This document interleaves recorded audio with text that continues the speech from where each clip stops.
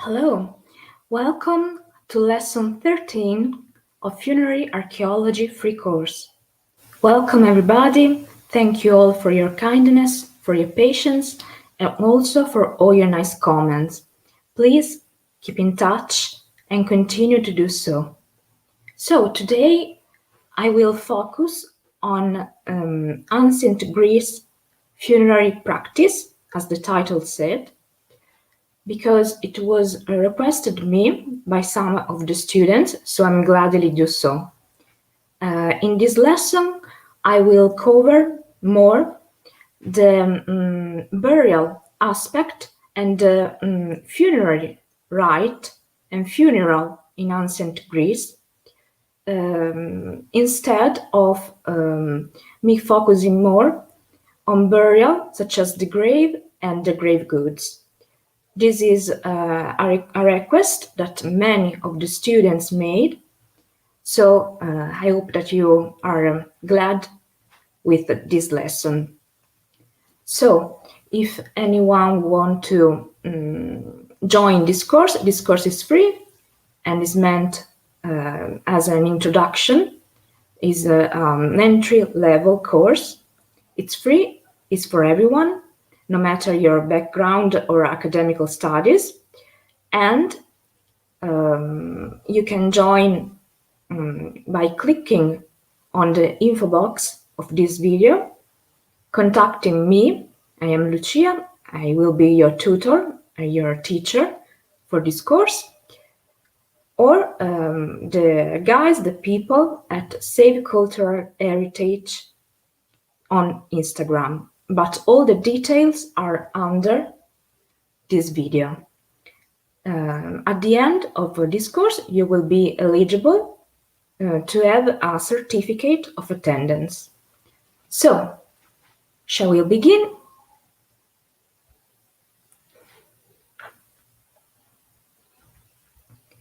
I will show you my presentation, of course.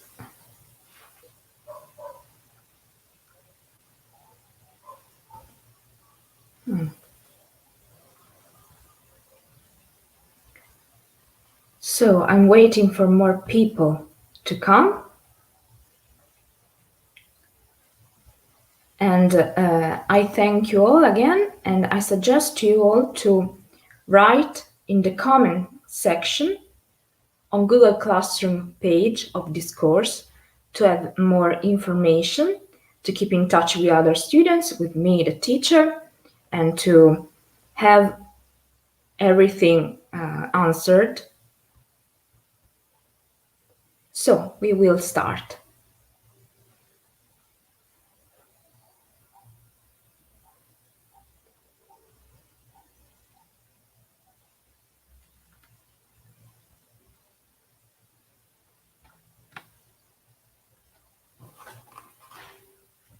So in the previous lesson, we tackled about the Aegean burial and Aegean funerary rites.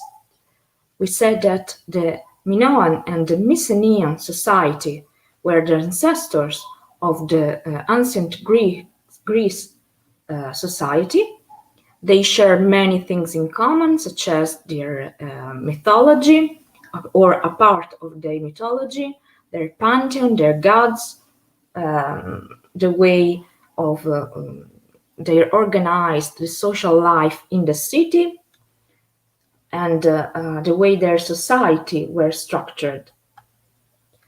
But starting from the 12th, 11th century before Christ, the Minoan slowly disappear and a new society, which is called the Ancient Greek Society, took place.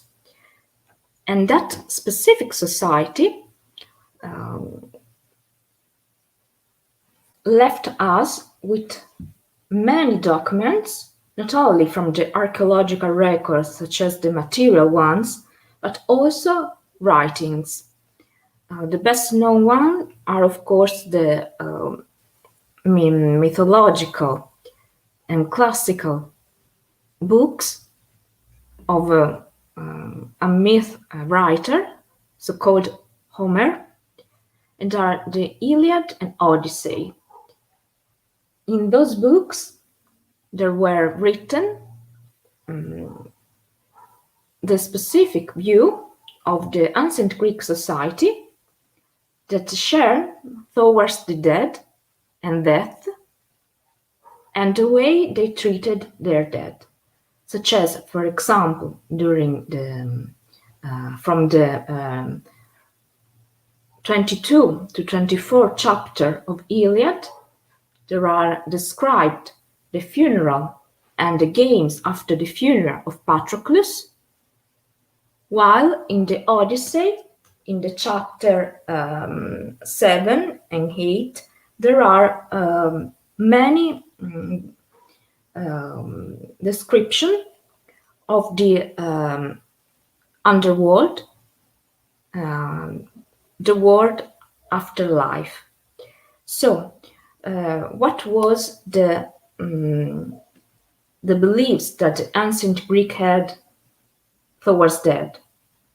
Well, first of all, ancient Greek believed that when a person died or was close to the moment of death, obtained a higher level of consciousness. So they believed that the words spoken by a dying person were to be taken very, very seriously. Let's think, for example, to some of the most famous philosophers, such as Socrates, for example. This word could be a prophecy or a word of wisdom for some, to the member of the family or friends to ponder. In classical times, and by classical times, we refer to the 6th and 5th century before Christ. It was believed that all souls passed into the realm of underworld, which is known under Hades, and not just the one who behaved bad during the life. During the post-classical period, the concept of the reward and punishment for the deceased mortal was introduced. At this point, the afterworld divided in himself, so we have the notion of hell, such as Tartarus, and Elysium became heaven. They were separated by a river, the river Styx, who ran around the perimeter of Hades in 7 times.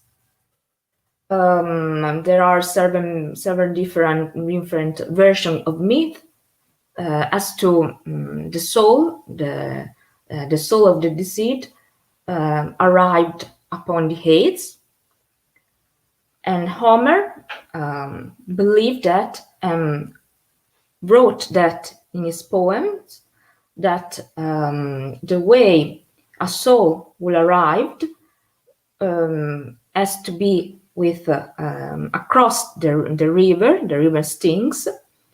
It was through an immense lake, through a boat, crossed by Charon, the ferryman of the dead. Charon also, by another version of a myth, arrived with his boat containing all the dead souls at a huge meadow.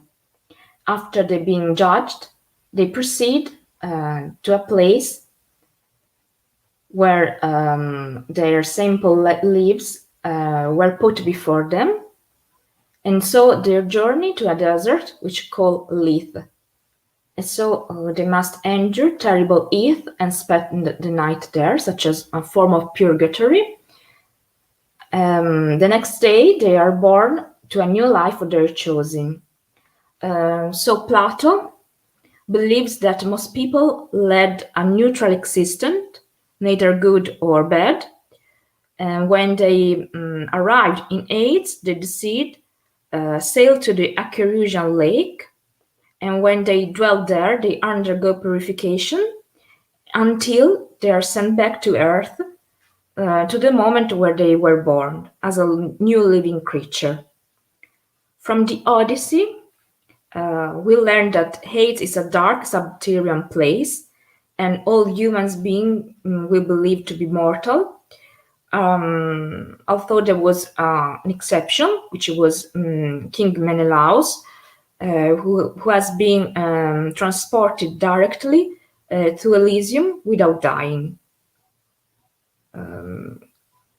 According to Homer, one could take various routes to Hades, for instance by traveling through dark subterranean passages, or by sailing by far to the west and over the edge of the Oceanus, the Western Sea, which was believed to encircle the world. Hades was also encircled by water. Sometimes that water was described as an ocean, sometimes as a river. When soul arrived at Hades, the soul will be prevented from crossing the water before his body has been buried, and so the soul within will instruct it to wait in the neutral territory across the water. Hades will eventually be entered through a gate where there was Cerberus awaiting. Cerberus was the many-headed canine dog monster, and he kept watch and devour any soul that attempt to live, and that was the version of the Theogony in Hesiod. During the time in Hades, the soul live a neutral, undifferentiated existence like a shadow, without any personal characteristic or understanding. There was no reward, no punishment, no anything for their action during the time on Earth, and there is, of course, no contact with the living.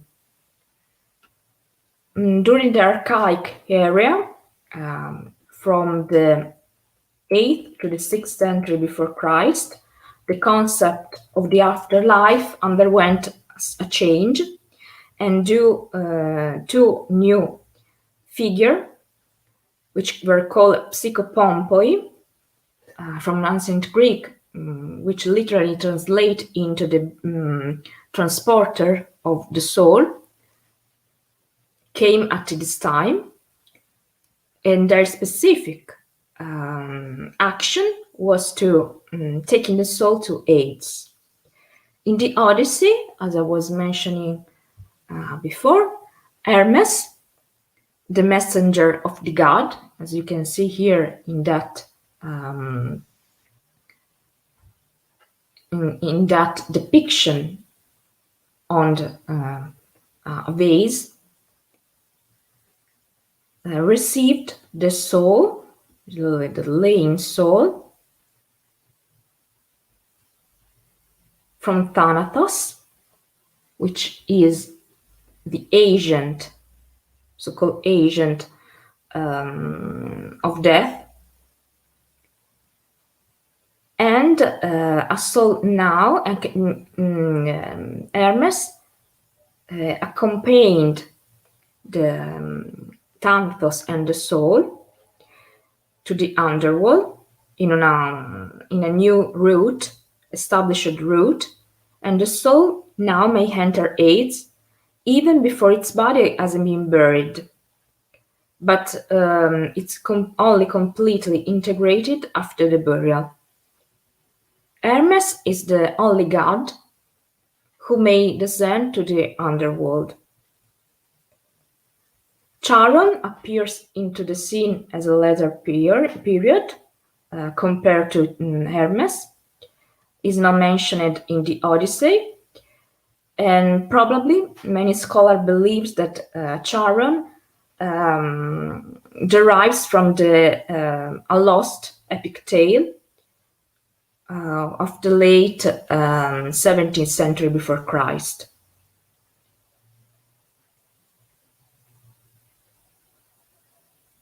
So, in a later time,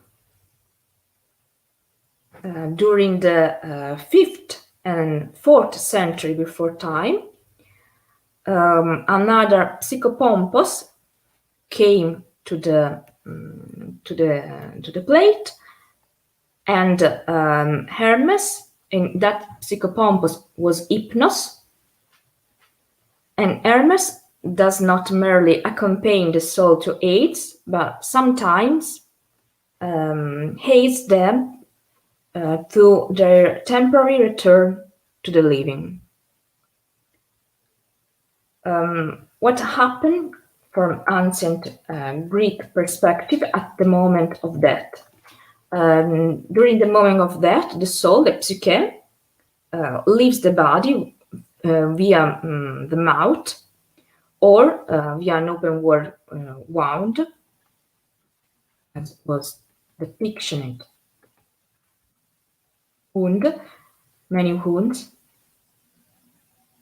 that the hero Sarpedon was displaying here, and he has a closed mouth, so we believe that his psyche, his soul, leaves towards his open wound.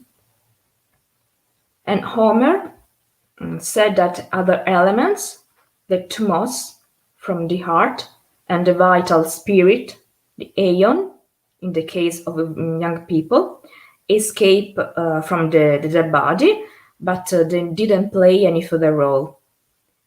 The corpse remains without any of these supernatural entity and simply decomposed.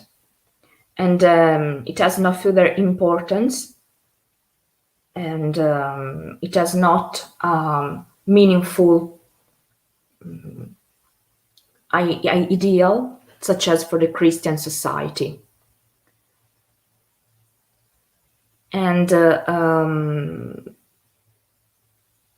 also, there was the concept in the Greek society of the pollution of death. So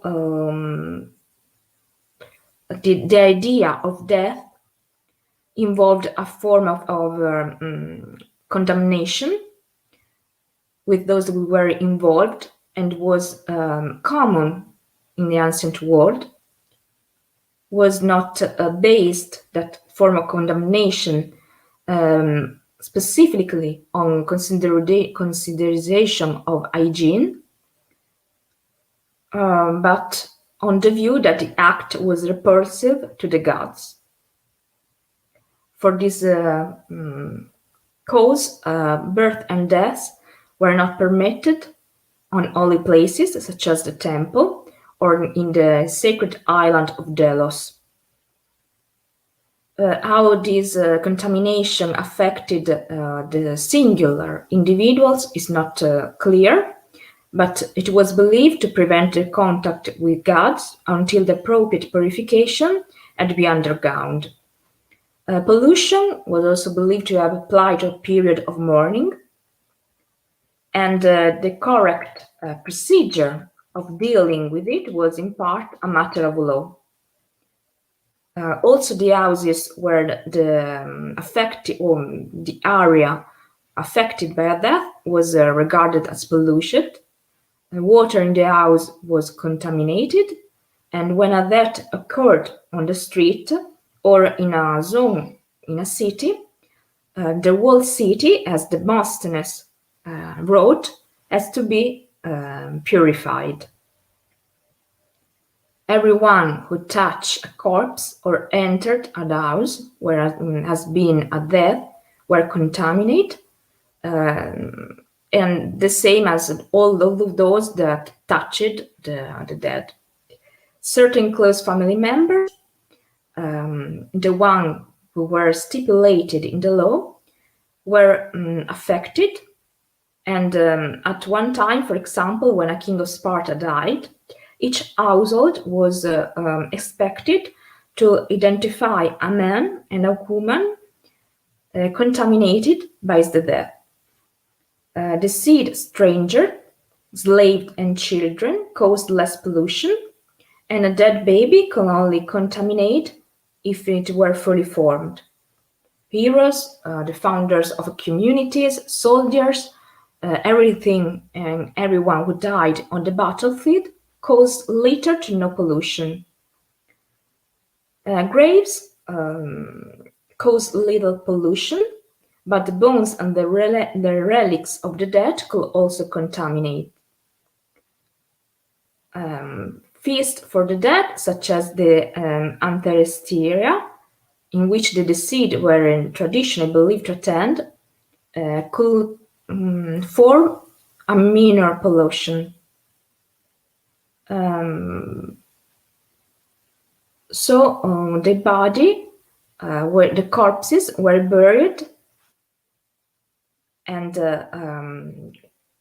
during the 8th century before Christ, they were simply buried in a shroud without funeral oblation in Sparta, and with exception of soldier, names were not permitted to be carved into the gravestone. Also, the mourning period was limited to 11 days, and after that period passed, there was a sacrifice in offer to Demeter. Also, during the funeral in ancient Greece, a major role was led by women, and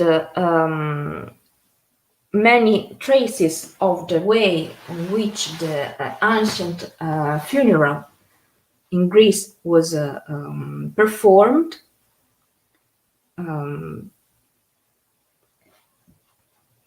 was recorded and transmitted to us towards the and with the depiction and decoration of ancient and classical and geometrical time vases, pottery, or, as in that case, some models, always in ceramic, in pottery material.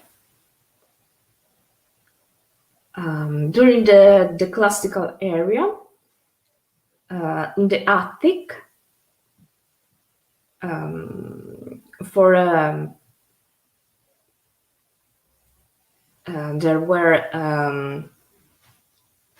there's a citizen were buried at home, and he was severely punished to forbid the burial of a citizen of Attica in its homeland. For ancient Greece, even those enemies have to be properly buried, and to neglect this duty was believed to could expose oneself or a whole community to divine punishment. The typical funeral rite was outlined in 3 stages, and the body was laid out, which is called the prothesis or wake. Then the body was moved to the place where it would be interred, the procession or ekphora, and then the body was mourned, and there were chorale of many lament and funerary rites that were performed at the time of the burial and even after. So, to have a full and better looking at at this. I found out this video. If it will go. If not, I will.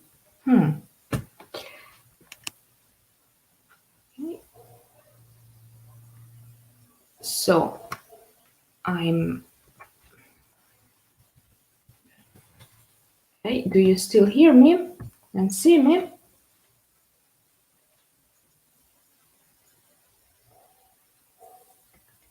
Okay.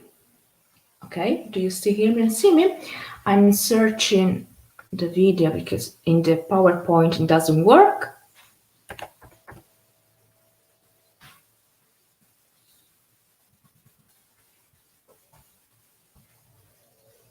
And that was a video about a museum, a video of a museum which depicted the way the every phases in which the funerary ritual was performed. I'm so sorry, but it doesn't work in my PowerPoint, so I have to search manually.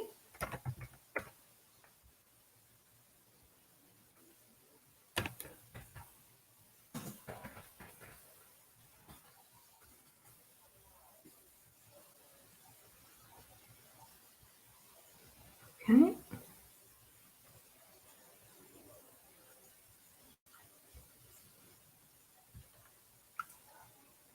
Will I share my screen?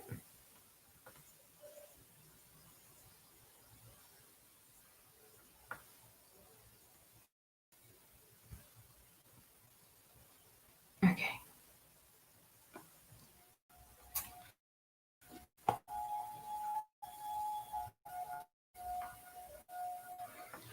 So this is a ticket, and you can see very nice the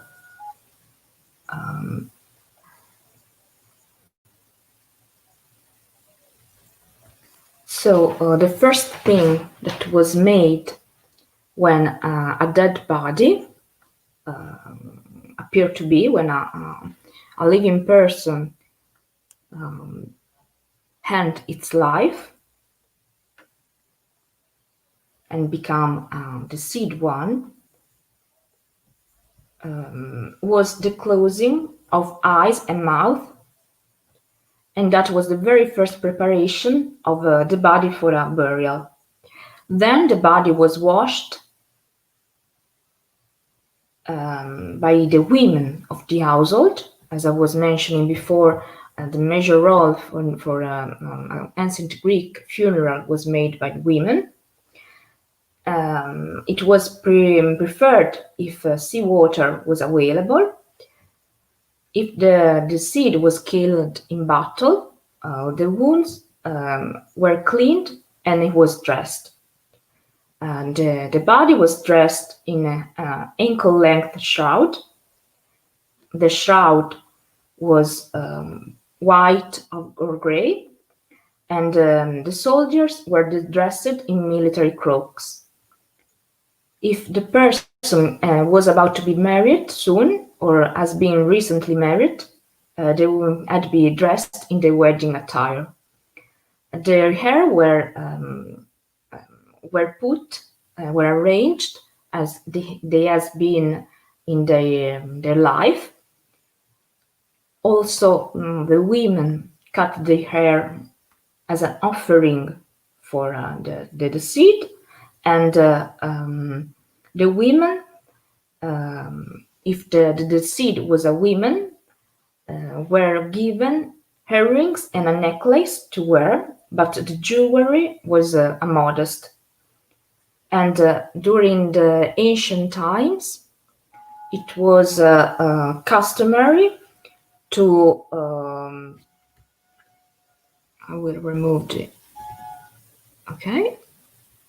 it was customary to place a diadem, a crown, in the head of the corpse, probably to add some dignity to the deceased. In Athens, usually they use golden crowns, but many times the crown was made of tree branches, oscillary. Also, gold was used to adorn the deceased in Mycenae, as we were seeing in the previous lesson. So the corpse was laid out with his feet facing the door.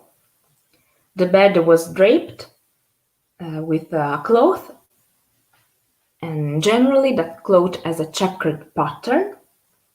A coin was usually placed in the mouth of the deceased as a payment to Charon for ferrying the deceased across the Styx. And also a linen chin strap was tied around the head. You can see we can see better here in the reconstruction. This was the placing of the cloth, of the shroud. Also, that linen strap was tied around the head and in sort of cushion, or also a cushion was placed beneath the head, and that was to prevent the jaw from opening, as we do nowadays. Homer said that the prothesis, which is the display and the wake of the dead, could have lasted a number of days, any number. However, in later periods, it lasts for a day, 24 hours. A very important part of the prothesis was the ritual lament. While singing, the person involved, generally the women of the household, would move around the bier in a pattern, resemble a dance. And there were also some lament improvised by friends and relatives. And there was another type of lament called the threnos, which was sung by professional mourners. Was an Irish singer and will lead off the lament, which were followed by the family singing the other type of lament, which were called the goose. A chorus of women cried out loud in a campaign.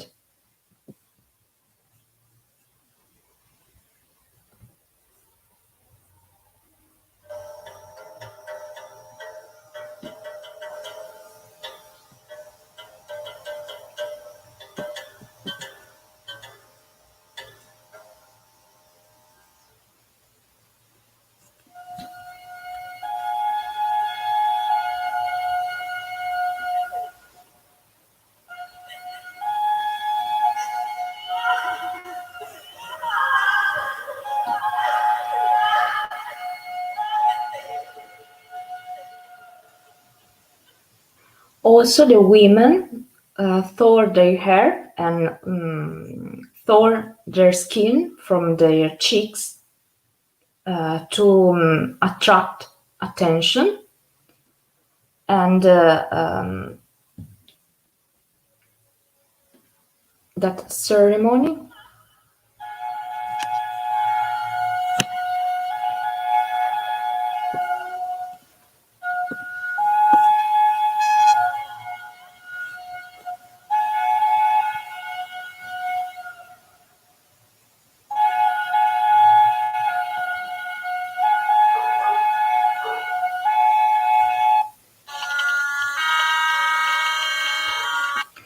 So as we saw in that frame of this video, it was performed a cremation, a funerary pyre, but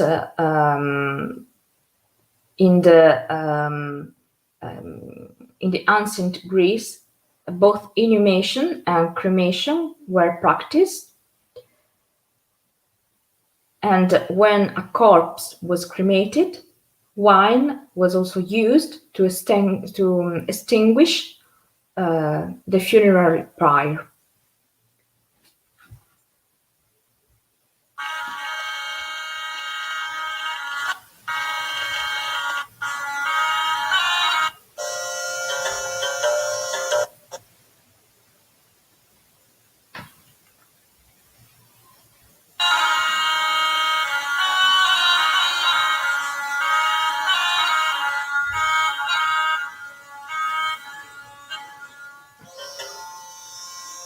As we can see here, there is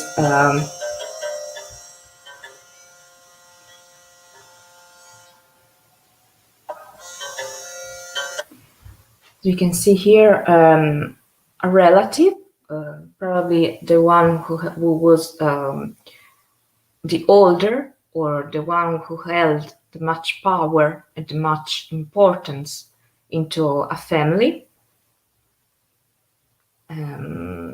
gathered together at where the place of the burial of the funerary pyre took place, and gather all the ashes and burned bones and put together into an urn.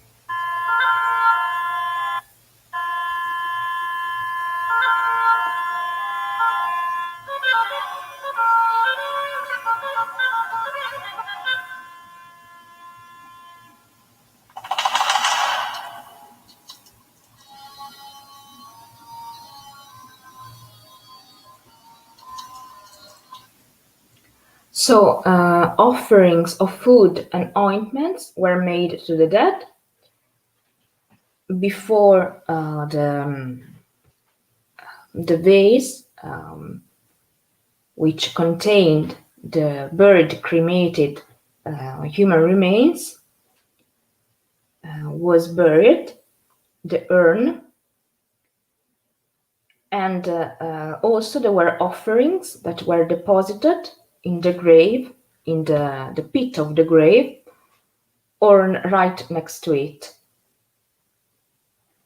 The offerings during classical period were set on wooden planks and burned with the body, and also the ashes of the burial offering, such as remnants of small animal, burnt pottery, and shells, had been placed together with the remains of the human body into the urn.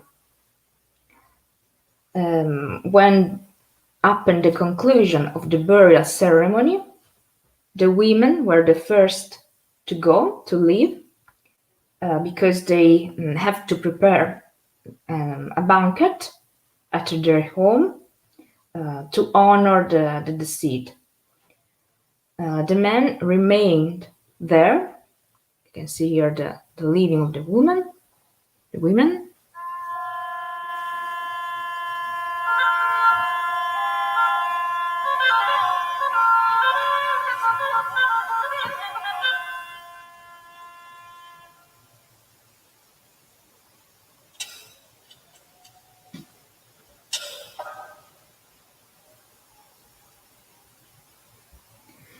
So, as was mentioning, the men remained behind to finish the preparation of the tomb and the grave. And when it was all done, a stele, very similar and probably with the same function of a modern gravestone was placed over the grave.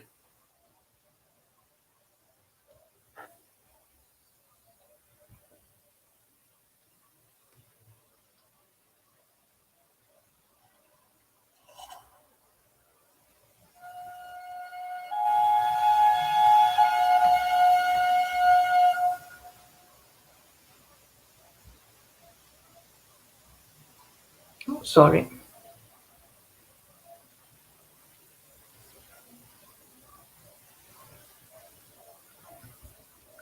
So they happened to close all the grave.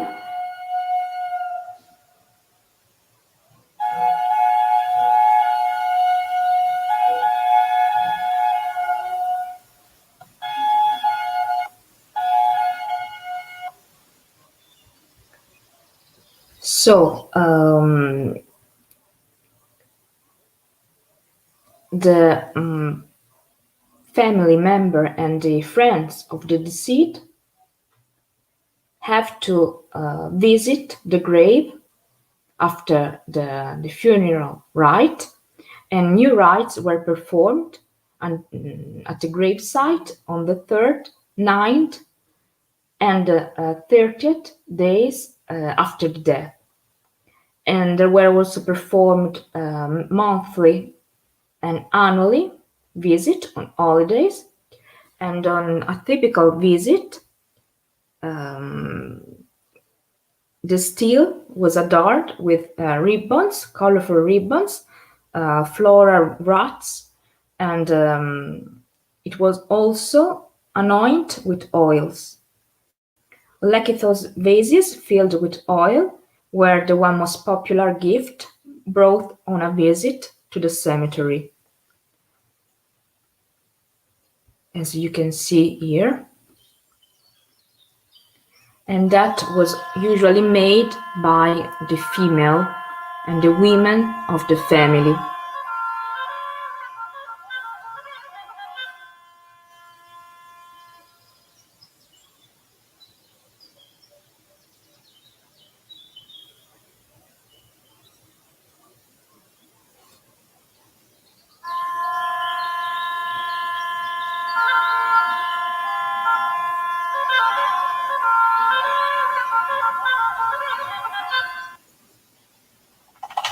This is the ointment of the stele.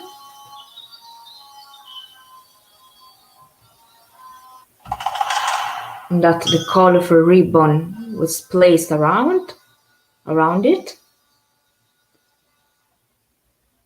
And the offering of the lekitoi, was made.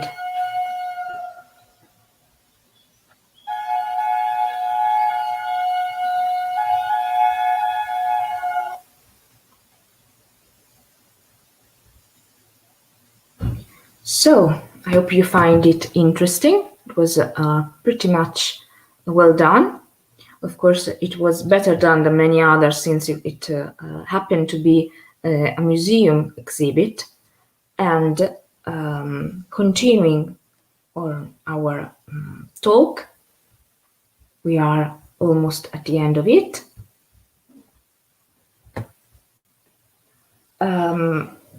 Also, in pre-classical times, there were the evidence of a ritual slaughter or both animals and probably humans at the gravesite. And it was found out in the many writings of that time. The expression sphagia enterminent means the cutting up of the victim, which was used. A sheep or an ox were the animal most used, and female or castrated animals were deemed appropriate, and the color of the animal was usually black. The head was pointed downwards, so the blood would drip down and seep into the earth, and the animal was skinned and burned. And these type of sacrifice were many times and often made at sunset. In later times, they were allowed only the animal sacrifices, And human hair was put on the funeral bier as a replacement for actual human sacrifice. The pouring of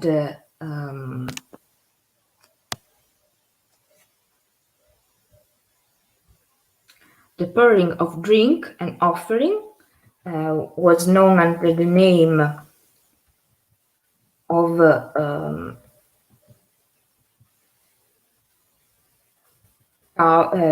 koi. Was an important part of the grave rites, and sometimes there was even a tube which was inserted into the grave to ensure that the deceased person will receive the fluid, but many times it was simply poured over the grave or in steps leading on the stele. And the liquid was made up by honey, milk, water, wine, oil. Sometimes these all ingredients were mixed together, but sometimes they were poured individually. In the 9th and in the 8th century, the deceased were buried within and beyond the walls in Greek city.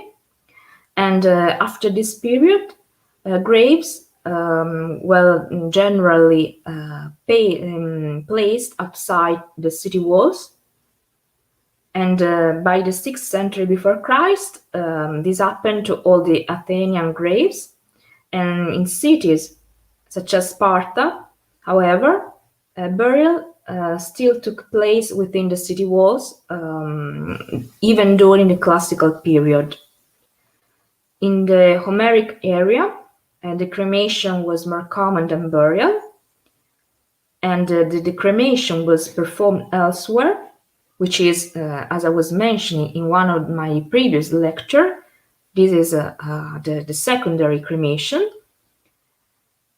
And the side of the graves were lined with tightly stacked stone or clay, and the corpse, usually in shroud, were covered with a layer of stones on wooden beams.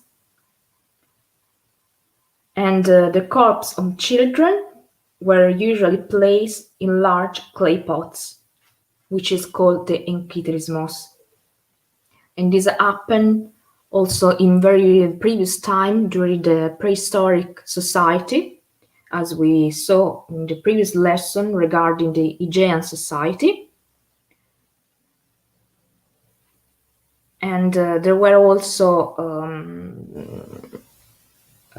many objects, such as grave goods, large urns, gift for the afterlife, food, clothes, jewelry, weapons, and pets were placed on the graves or in some pits next to them. In the archaic area, from the 8th to the 6th century before Christ, they have a preference for cremation, except in the case of children who were buried directly. And in that area, during the 6th and from the 8th to the 6th century before Christ, cremation were regularly performed within the grave itself. And also there was still the use to place funeral goods on the graves, and ritual continued to be performed within the graves. The grave mounds, which was often found, became larger, and the ornamental stone and memorial columns will be popular. And during the classical era, from the 4th to the 3rd century before Christ, cremation and burial were popular at the same amount, but the literature provides only some description of graves, and the grave structure became simple and more uniform, and the incidence of cremation decreased. And also at this time, the group grave, which were meant and called periboloi, became prominent, and such as sepulchre from active soldiers, and there were ceremonies which were performed annually, as Thucydides wrote down in his work. Also, the most lavish funerary monuments were erected in the 6th century before Christ by the aristocratic families of Attica in private burial grounds, along the roadside of the family estate or in Athens, and the relief sculpture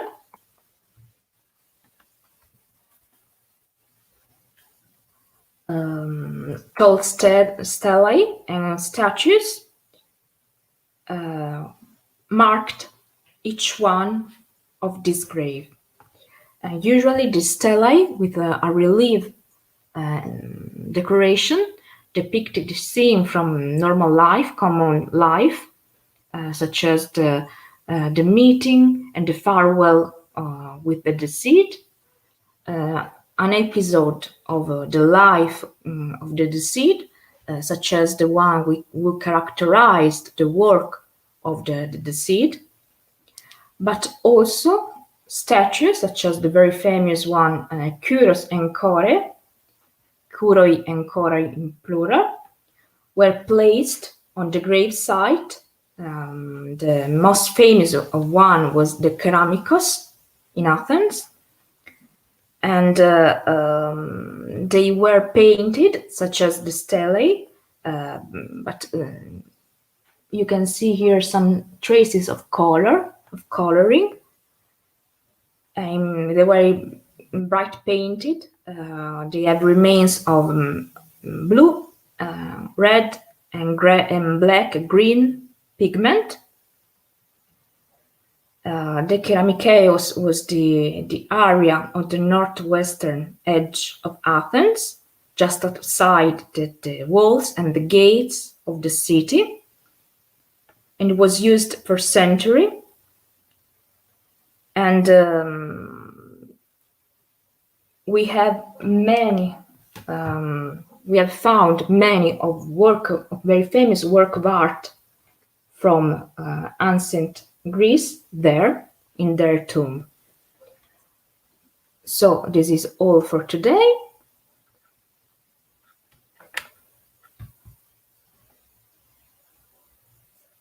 I hope you find that lecture interesting, and that new format that was requested by your students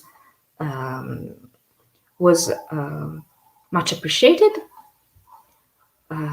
So let me know in the comment on Google Classroom or under this video if you like this new presentation. And tomorrow we will tackle down the way the Etruscan people buried their dead, and the ritual, the funerary ritual. And in the lesson which will happen a day after tomorrow, we will focus more on Roman society. So have a great time and see you tomorrow. Thank you.